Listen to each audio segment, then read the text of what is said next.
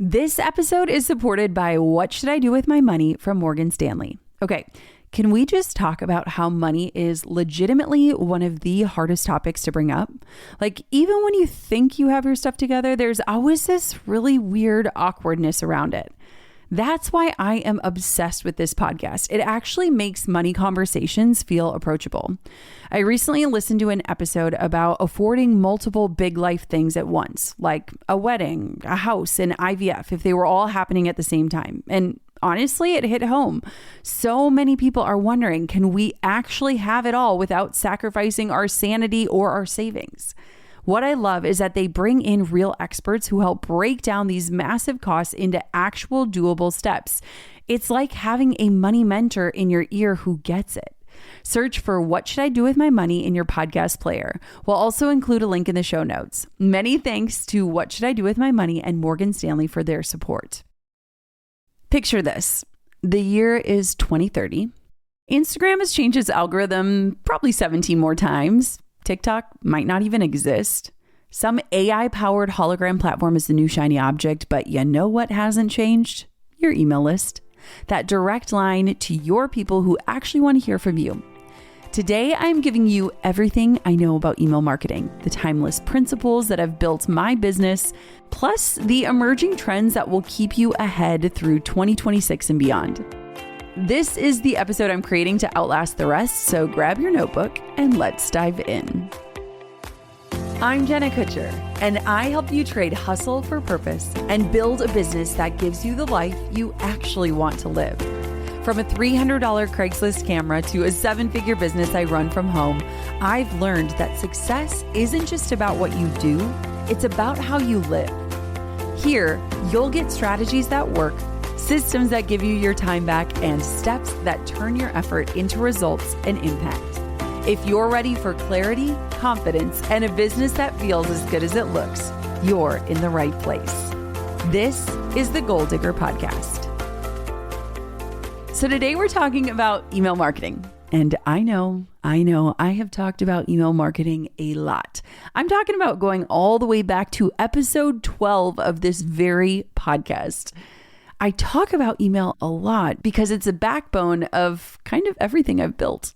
But here's the thing. I've never done this type of episode. I'm considering this like a true masterclass, a soup to nuts, start to finish guide covering why email is still working, how to actually start and grow your list, and what I am sensing are the emerging trends that are going to change everything. I'm also talking about the exact strategies you need to stay ahead. So consider this episode your comprehensive email marketing roadmap, because while I've touched on email in dozens of episodes, I've talked about subject lines here and segmentation there and maybe a welcome sequence over there, I've never actually put all the pieces together in one place until today. So whether you are at 0 subscribers wondering if you should and where should you start, or if you've got an email list but it feels stale and you're not really sure what to do with it, or maybe you're doing well but you want to level up for what's coming, this is your episode. And fair warning, this might be a little bit longer of an episode because we're going deep. So if you have a notebook, grab it, maybe your favorite coffee. Let's dive into everything you need to know about email marketing right now. And if you want to see how this actually applies specifically for your business type, like the exact steps based on your industry, your audience, and your goals, I have a free masterclass called From 0 Subscribers to an Engaged Email List of Buyers. You can save your free seat at growanaemaillist.com. That's growanaemaillist.com. But for now, let's get into it.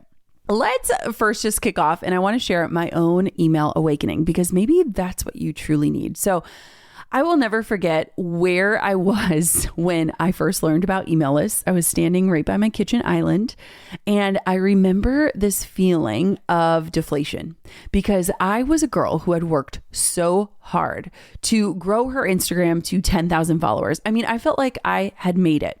And I had hired my first business coach ever and got on the phone. And this was my first phone call with him. And I was ready to blow his socks off and tell him about all my followers that I had grown.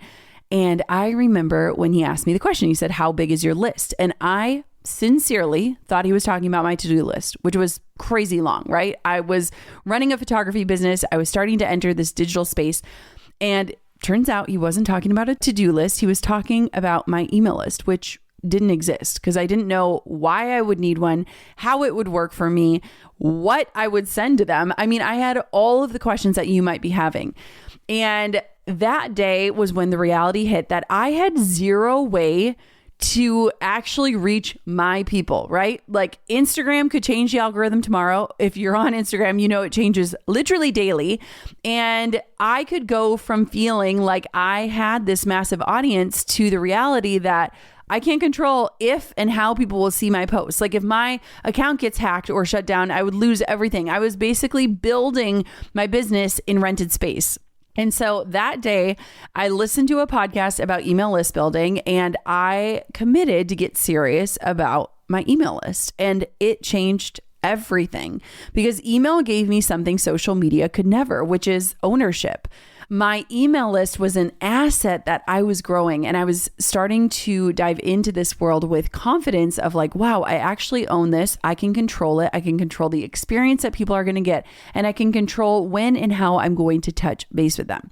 So let me just share the truths about email that still hold today and will hold 10 years from now, because these are the things I didn't understand until that day. So first, it is your asset. It's not a rental. So if you consider social media to be, let's say, like a cocktail party, it is noisy, it is crowded, you are competing for attention in a room that you cannot control. If you picture social media that way, consider email as like a coffee date. It is intimate. It's invited. It's one-on-one. It's this interaction. Now, for someone like me, I value rest over hustle. Having a marketing channel that doesn't require me to show up daily or even show my face looks a heck of a lot like freedom. The second thing that I really had to understand is something that I talk about all the time, which is my return on investment, your ROI. And when it comes to email, the ROI is straight up unmatched. It has been said in the marketing world that for email can deliver between $36 to $43 for every dollar spent. That amount of ROI is literally unmatched. A single email can easily outperform weeks of social media posts. And I can tell you story after story of simple Tuesday newsletters that drove more revenue than elaborate Instagram campaigns. Like that is straight up leverage. And as someone who looks at ROI not only through the lens of money, but also time and energy, for me, email, the ROI is unmatched. Third, your customers actually prefer it. So 90% of people say they'd rather get brand updates via email than through social media. So think about that. Email sits in the same place that someone is reading messages from their friends and their family. So when you earn that inbox space, you have earned trust. And here's the cool thing. Email marketing is built on this idea of reciprocity. So when you are emailing someone, they have opted in. They have raised their hand and said, I want this. I want to learn more from you. I want to hear from you. That is very different than trying to like scream loud on social media and catch somebody's attention. And then not only catch their attention, but convert them. And so I just love that like your audience is saying, I want this. They're preferring it. And then you're landing in a place with far more intimacy. Fourth, you can have personalization at scale. So you can't customize your Instagram feed for every single follower. That would be crazy, right? But with email, you can do things like you can segment, you can tailor, you can make people feel seen, you can use their name. And that is everything. Like 90% of marketers say even basic, like super basic segmentation can boost your performance because again, you're treating people as individuals. You're not just trying to scream to a mass audience. And then lastly, one of my favorite things is that email marketing is timeless. So email has been around for 40 years. Platforms rise and fall. Like remember MySpace? Does anyone remember Vine, the little 6-second video clips? But email remains. It is the foundation that so much is built upon. And if I had to choose one marketing channel for the next decade, it would be my email list. Like if somebody said you can choose your Instagram following or your email list, even though my email list is about 1/3 of the size of my Instagram following, I would choose it every single time because It is the thing that drives actual results and creates real connection. It is a direct line of communication to the people that I want to speak to. And here's what gets me really excited is that email isn't just surviving right now as everything is changing in the space that we're in, thanks to AI and just the evolution we're in. It is evolving with the changing times. It's evolving in ways that are going to make it way more powerful for us to build real connection. And that's what we're going to dive into next. So, what am I seeing as the future of email?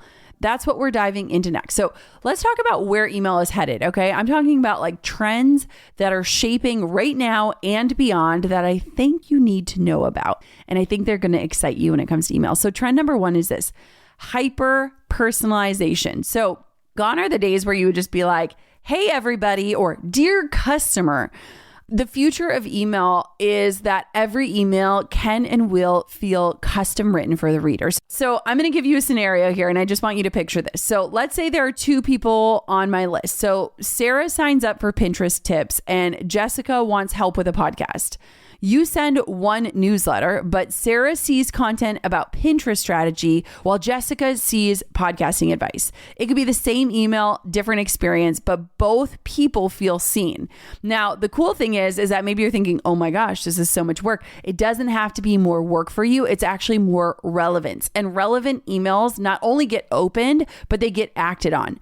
And so what's exciting about hyper-personalization and the trend that we're seeing happen in email is that you can start super simple. So let's just say you have 2 segments based on how people join your email list.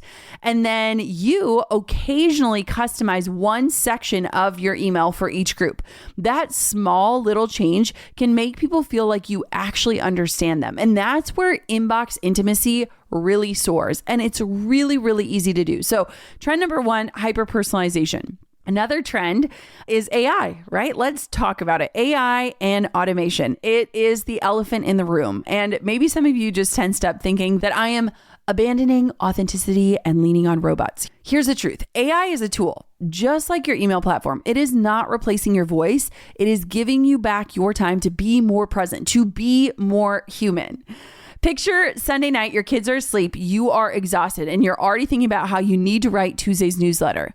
The old way maybe would have left you staring at a blank screen for 2 hours or just like giving up entirely thinking, I have nothing to say.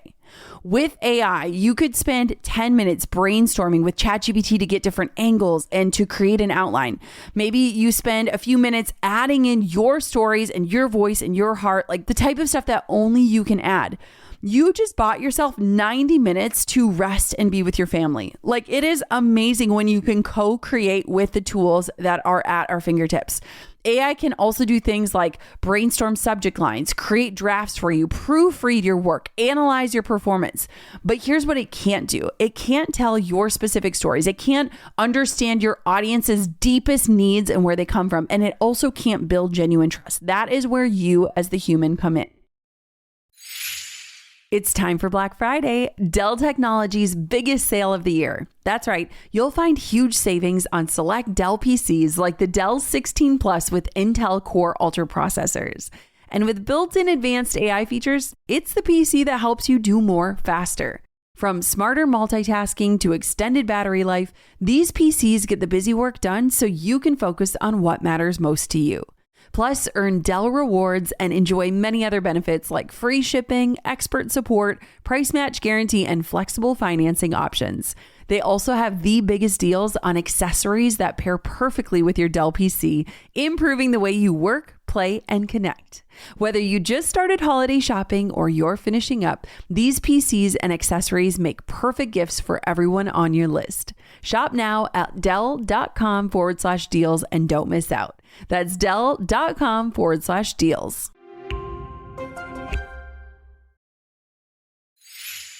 A few months ago, I got my colors done and I learned that your girl is an autumn, which means out with the black and in with the brown. I have been rebuilding a capsule wardrobe lately, and my all-time favorite place to shop is Revolve. They add new products daily and you can sort by color and size and even build out wish lists. I recently got these brown Autry sneakers that I am obsessed with, and I snagged this suede bag that I couldn't stop eyeing for fall. Plus, they have inclusive sizing and constant new arrivals, which means there's always something that can fit your life and your style. Whether it's a weekend away, a big night out, or just a little style refresh, your dream wardrobe is just one click away. Head to revolve.com/goal digger, shop my edit, and take 15% off your first order with the code goal digger. Fast 2-day shipping, easy returns. It's literally the only place you need to shop from. That's revolve.com/goal digger to shop my favorites and get 15% off your first order using the code goal digger. Offer ends December 14th, so happy shopping. Beyond just using AI as a co-creator for your content, there's also automation. So we're talking about like email sequences that can nurture relationships on autopilot.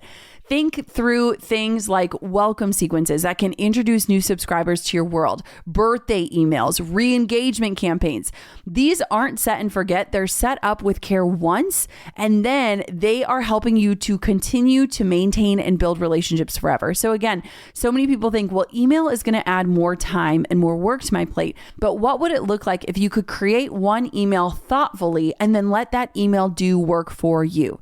So we have different sequences that are constantly running in my business. For example, we have a welcome sequence. I used to have the most elaborate welcome sequence on planet Earth. It was so complex, I couldn't even touch it because I was scared I would break it within our system. But we crazily simplified my email sequence so that it's about 6 emails and it's running. And what we do is oftentimes once a quarter, I'll look at it and I'll tweak it. The tweaks take very little time. It is usually just 1 hour dedicated to tweaking it, and then it is running. This sequence has reached hundreds of thousands of people. And the cool thing is that I am still getting heartfelt replies from people who are joining yesterday. That is automation with heart. That is setting up something once intentionally and letting it work for you. And so one thing to consider maybe trying is like, how could you use ChatGPT to brainstorm 10 subject lines for your next email? You don't have to use them, but just see what happens. Get curious about how AI can help you co-create content that serves at a higher level. Trend number 3 that I'm excited about is interactive emails. I've been seeing a lot more of this, and I think we're only going to see more to come. So email isn't just static anymore. It's really becoming this experience, which is really exciting to me. We're seeing polls, quizzes, clickable carousels, even shopping without really leaving the email. And so imagine, let's say you're a health coach. Instead of just telling people about your breakfast ideas, your email has a poll, and it could say like, what morning type are you? And it could be, fun little answers. Early bird Eddie, slow start Sally, or snooze button Sam. People could click their answer right there, instantly get a personalized recommendation, and feel seen, feel like this is tailored just for them.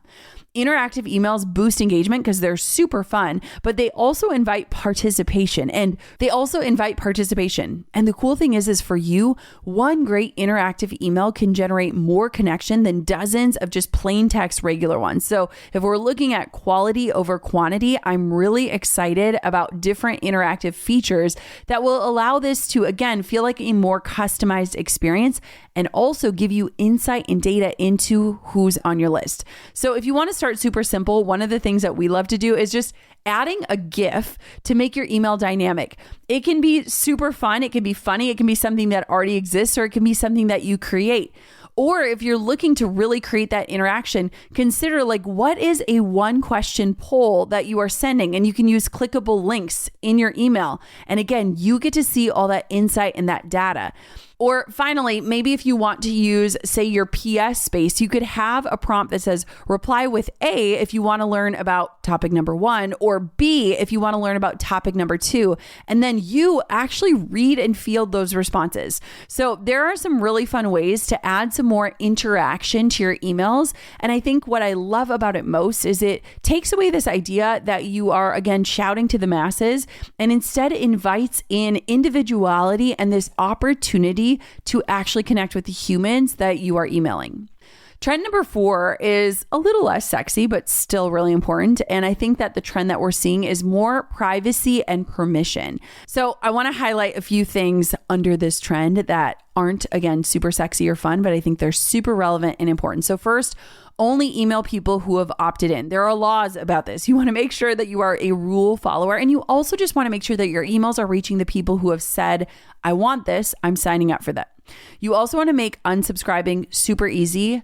I know it's fun to try to make it covert and hard to do, but you want to build trust. Let people know they can opt out. You also don't want to be paying to send emails to people who don't want them. Be transparent about what you'll send. So set expectations. I think it is so helpful when you say, I'm going to be dropping into your inbox once a week or twice a week. Here's what you can expect. And if you are noticing that people aren't engaging, consider sending them an email that says like, hey, do you still want to hear from me? And if there's no response, let them go with love. You don't want to be emailing people who don't want to receive your emails. Not only does it tank your metrics, but it also just doesn't add any value. And I think that my audience, you are amazing and you want to make more of an impact and add more value. I know that watching things like your numbers go down can feel really scary, but if your numbers are going down because people are opting out and you're giving them that opportunity to do that, that also means the flip side of it is that your engagement rates are going up, right? And so you want to make sure that you are sending your emails to people who want them, that your emails are landing in inboxes instead of spam or promotion folders, and that the people who stay are your real people. Like, we want to go deep and not wide. This really aligns with just how I think about business in general. Is it's not about being the biggest, it's about being the most meaningful. It's about having the depth and not the width. I don't want a massive list of strangers. I want a true community of people who genuinely find value and who want to be there. And so just note that a smaller engaged list will beat a huge indifferent one every single time. And I will be here to remind you of that if you ever forget it. Trend number 5 is what I'm coining the newsletter renaissance, and I love it. This is like one of my favorite things about what's happening in the email marketing space is that newsletters, I'm talking about like personal handwritten newsletters, are having a massive comeback, and I am here for it. I think social media has never been more exhausting than it currently is. And there's just so much happening. It's like the algorithms are changing. There's a lot of performance. Like, you feel like you have to be on. And so in that, I feel like email is this place where people go when they are craving deeper connection and where creators go when they are wanting to add more context to what they are sharing. Think of like an email newsletter, almost like a quiet corner of the internet where you have actual, real, heartfelt, intentional conversations. This is where you go deep instead of just trying to stop somebody's scroll. And what I love is that nearly half of marketers are now including newsletters in their strategies, and the data is showing that readers love them. So I, earlier this year, started taking back all of the writing that goes out to my email list. Now, I have had a brilliant copywriter on my team for many, many years, and I absolutely adore her. But I started finding myself craving that connection and being the creator behind it. My newsletter every single week is something that I love to send out. It is where I go so much deeper than Instagram. It's where I'm sharing behind the scenes. It's where I'm unpacking different stats. It's where I'm sharing my heart. And it's where I'm testing ideas and also just like inviting in two-way conversation. Like, I'm talking about building real relationships. Some weeks I'm doing really long and just personal emails that have no links. There is no goal or objective beyond just straight up serving and connecting. Some weeks I'm doing like curated links. Like, I'm saying, here are the recent podcast episodes that dropped. Check out which one strikes your fancy the most. But the thing that I love about it is it's really just leaning on consistency and connection and not perfection. It's letting go of a lot of the past strategies that we were taught about how to write emails that convert and just getting back to the heart of writing content that people actually want to read.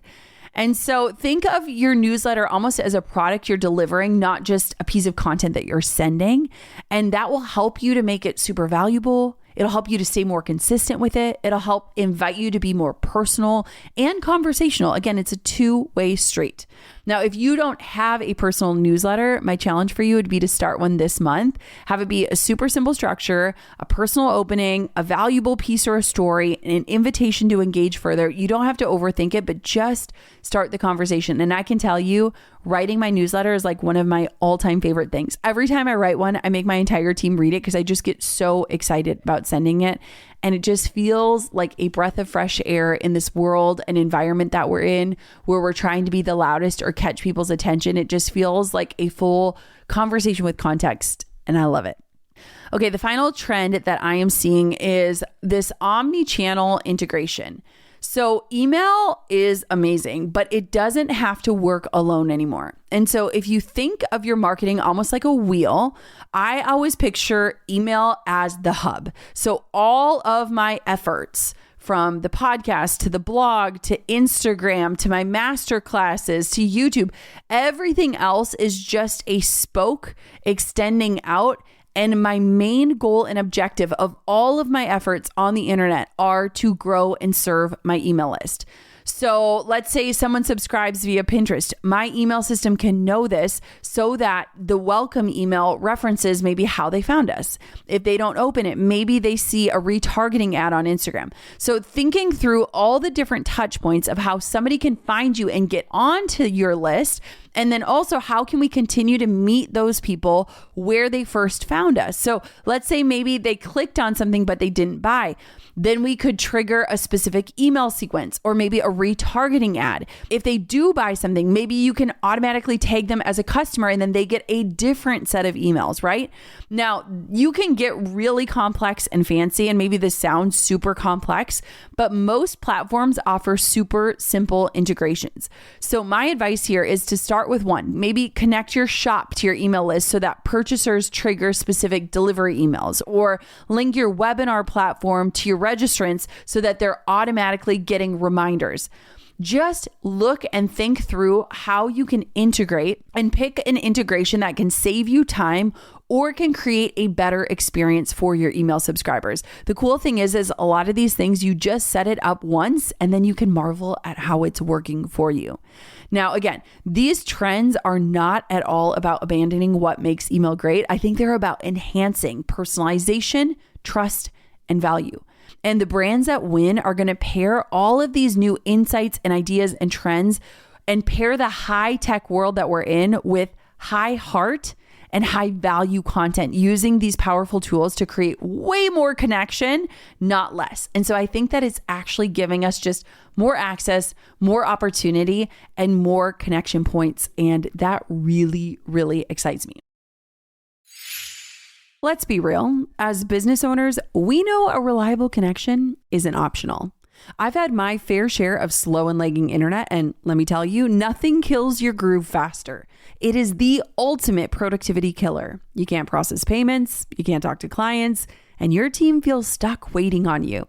Back when I started my business, I learned pretty quickly that things only run as smoothly as your connection does. And that's why I love what Spectrum Business is doing. They get it.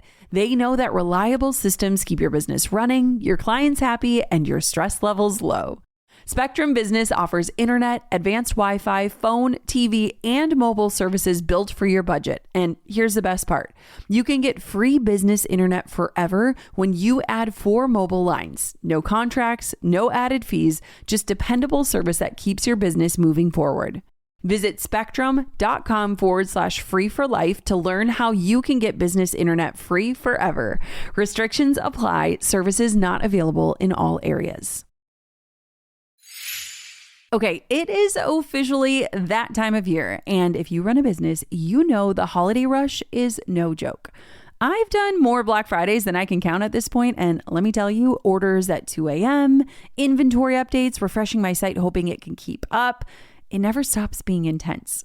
That is exactly why I use Shopify. It keeps everything running smoothly when things get their craziest.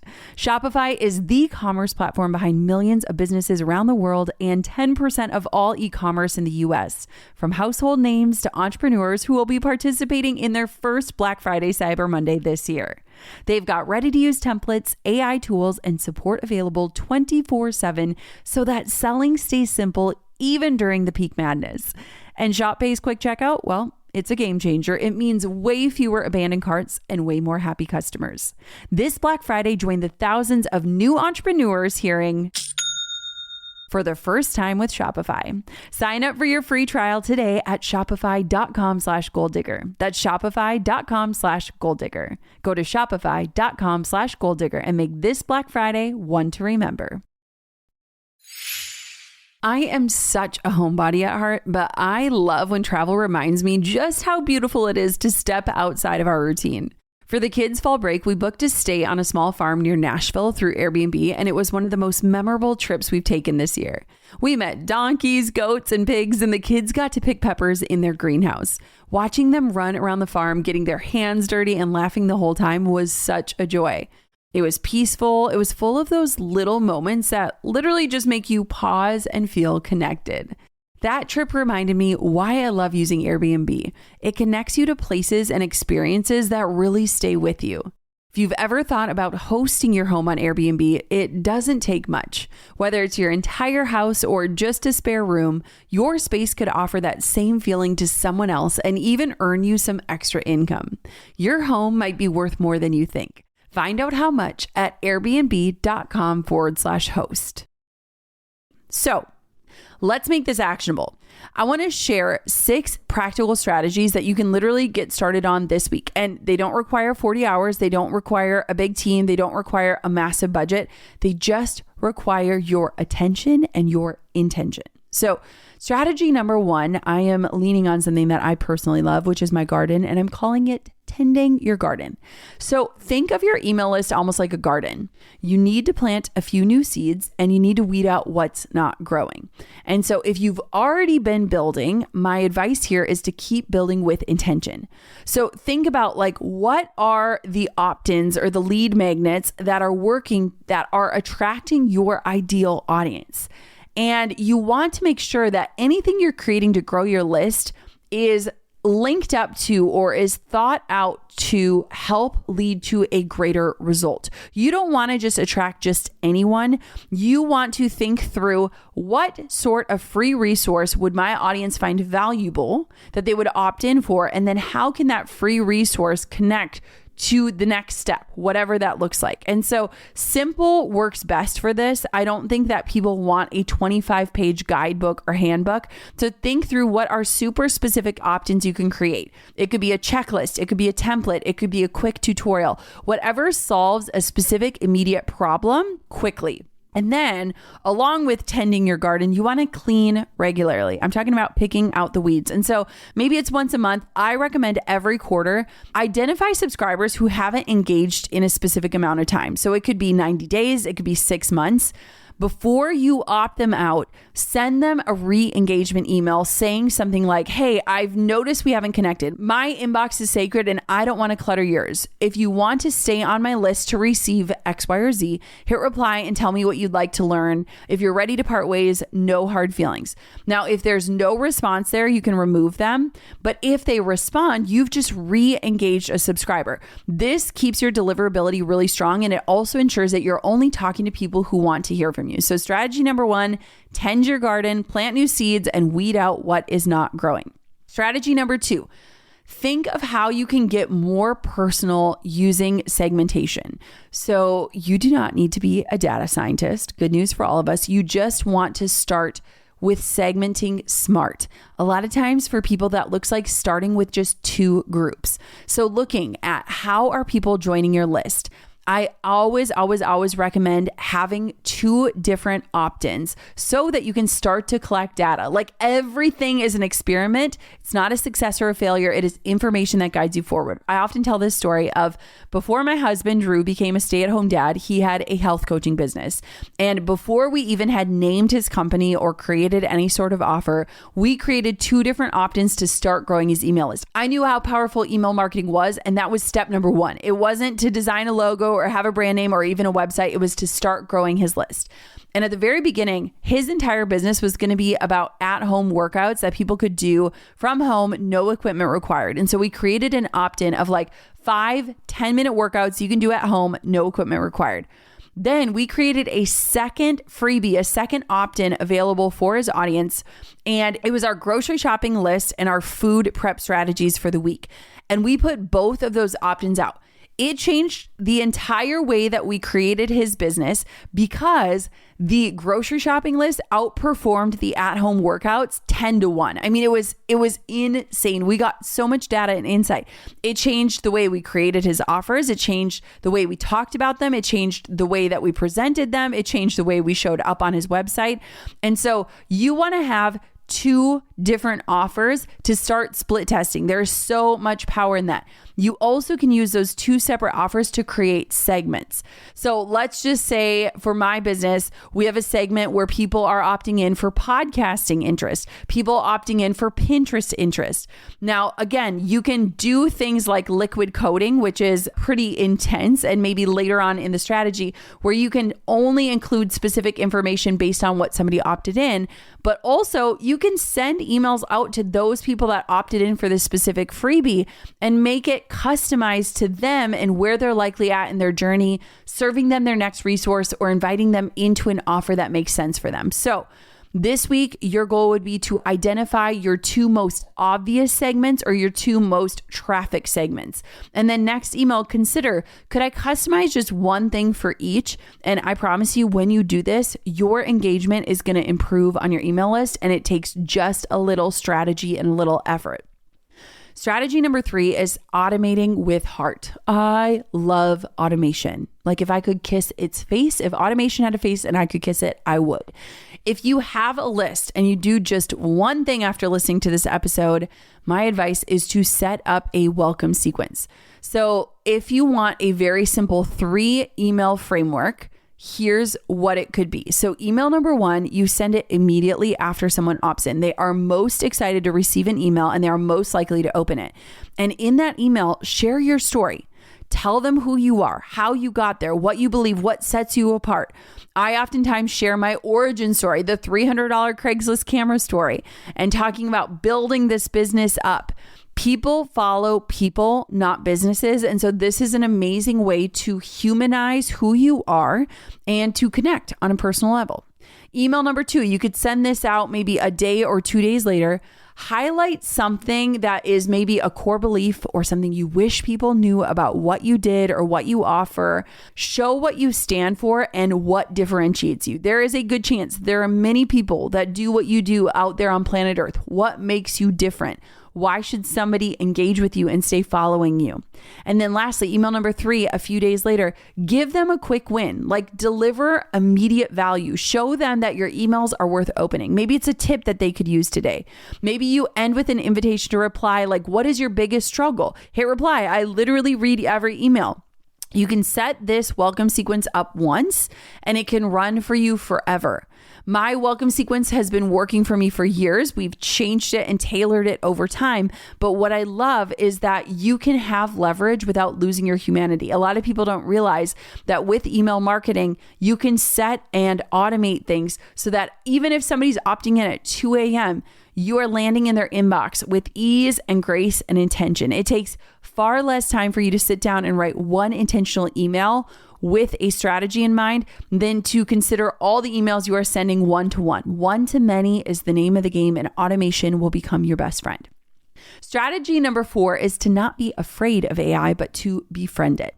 This week, I have one simple experiment for you. Use ChatGPT to brainstorm something, whether it is email content or subject lines. start to invite it in as an assistant for you. So maybe let's say you're using it to generate awesome subject lines that your ideal audience is going to be so excited to open. So first, tell it about your email. I could say, I'm writing to women entrepreneurs about overcoming imposter syndrome. This email is encouraging and it's coming from a personal tone. Can you generate 10 subject line options for me? Then take a look at what it gives you. Like, maybe you like one of them. Maybe you tweak them to sound more like you. Maybe you hate them. At least you got your creativity flowing and you're starting to think in a different way. A lot of times I will create my first draft. I'll let it be sloppy. I'll let it be messy. Then I bring it into AI and I say, where am I unclear here? How can I be more clear? Where can I inject more of my personality or my personal stories? And then I work with it in terms of outlining and proofreading. I never, ever copy and paste the first result that AI will give me.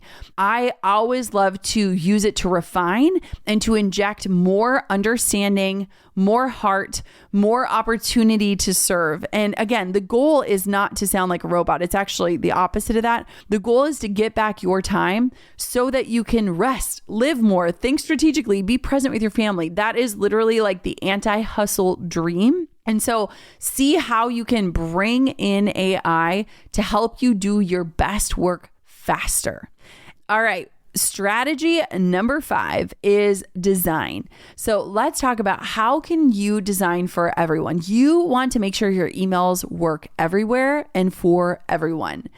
Brands with well-designed emails can see up to 200% more conversions.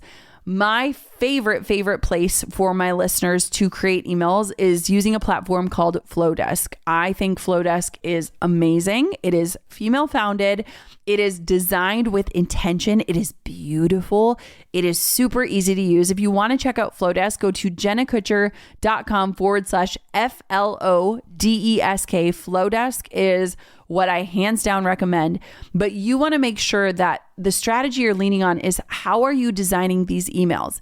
More than half of emails open on mobile. And so maybe you haven't even considered this yet, but pull up the last email you sent on your phone right now. Can you read it easily? Are the buttons big enough to tap? If you're struggling with this, your subscribers are probably struggling too. And so consider the design of your email and make sure that it is friendly in every format. You want to keep your emails super simple. You want to have single column layouts. You want to make sure your font size is at least 16. You want your buttons super tappable. You want short paragraphs. Don't be afraid of having white space.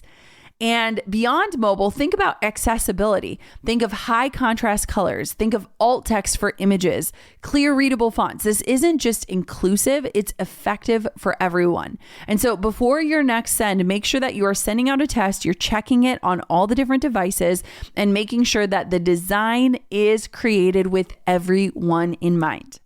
Now, my last strategy here that I want for you to implement is just stay human.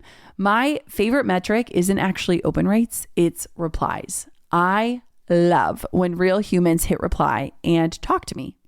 I love it. And I recognized a few years ago, like I'm not even asking for that. And so we now incorporate it super consistently of like, hit reply. I am a real human on this side of the screen and I want to know what is working for you. What is your biggest takeaway? What do you love?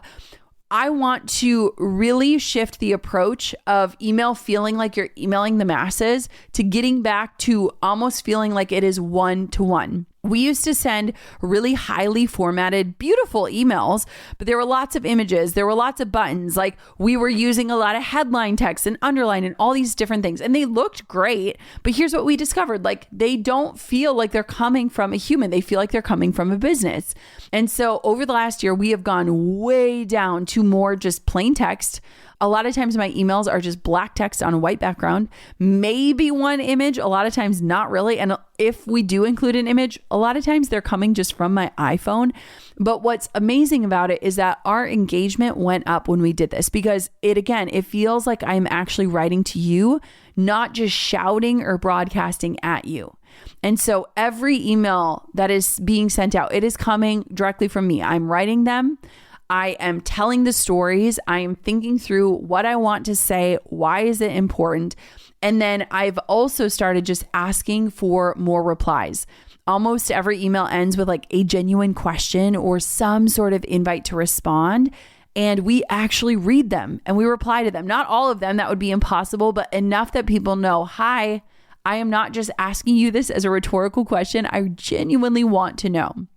Because I'm extra, I just want to share one extra shift that I want for you to consider is make sure that if you have a list, you are using your email to serve and not just sell. Yes, email is amazing to promote things. Yes, it is an amazing way to drive sales, but most of the emails that I am sending out are just pure value. I'm teaching something. I'm sharing a resource. I'm telling a story. The selling happens naturally when you've built that trust and when you've shown up consistently. And so just consider and look through maybe the past 10 emails you sent and look at the volume between how much you are serving and how much you are selling. And it's like the jab, jab, jab, right hook method of like serve, serve, serve, and then sell through an invitation that makes sense for someone who is subscribed. And so just make sure that you are looking at that volume.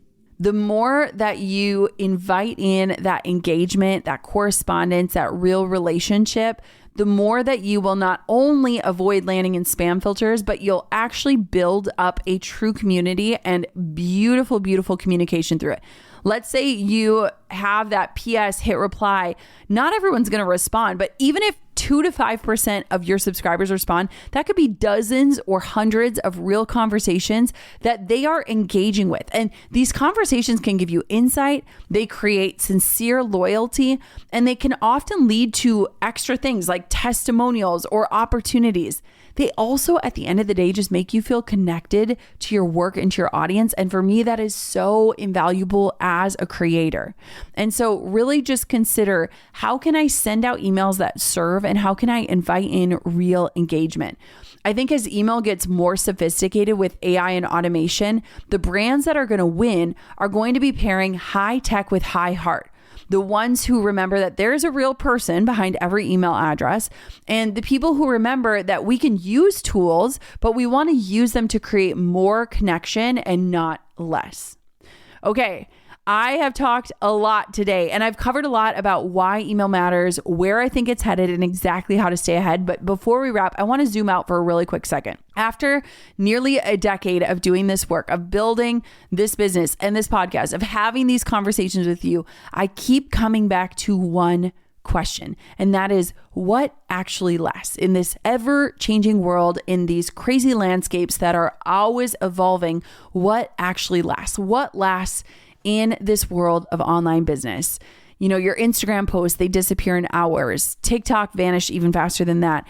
Even podcast episodes, they can get buried in people's libraries. But the connections that I've built, those are forever. And my most meaningful connections that I make, those live in the inbox.